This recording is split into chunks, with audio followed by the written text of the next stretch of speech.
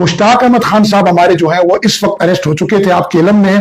उनका जो है मामला चूंकि वो अशदूद ले जाया गया, अशदूद से अब उनको एक जेल में मुंतकिल किया जा रहा है और अगले 24 घंटों के अंदर मेरी मिस्र के सफारत खाने में अल्हम्दुलिल्लाह बात हुई है। हमारे वहां पर जो डिप्टी हेड मिशन है मिस्र के मोहम्मद अब्दुल्ला साहब, वो इस मामले को देख रहे हैं और इसी तरह उर्दन से मोहम्मद शकीब रफीक साहब इस मामले को देख रहे हैं और ट्यूनिस का सफारत खाना भी हमारा अल्हम्दुलिल्लाह बहुत फाल है। हमारी इस वक्त वजारत खारजा पूरी तौर पर इस वक्त ग्लोबल समूद फ्लोटेला के साथ ताउन कर रही है।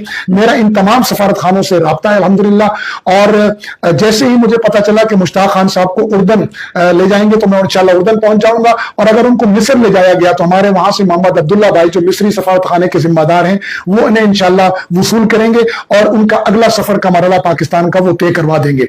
आप हजरात से गुजारिश ये है कि हमारे इस मिशन में तमाम शरीक अफराद अल्हम्दुलिल्लाह सुम्मा अल्हम्दुलिल्लाह इस वक्त राब्ते में आ चुके हैं, सिवाय मुश्ताक अहमद खान साहब के उनसे राब्ता नहीं है, लेकिन हमारा सफारत खाना बाकायदा जो है कोशिश कर रहा है और हम भी कोशिश कर रहे हैं। और मेरी खुद बात हुई है बाकायदा मोहम्मद अब्दुल्ला साहब से जो मिस्री सफारत खाने के जिम्मेदार है हमारे पाकिस्तान के।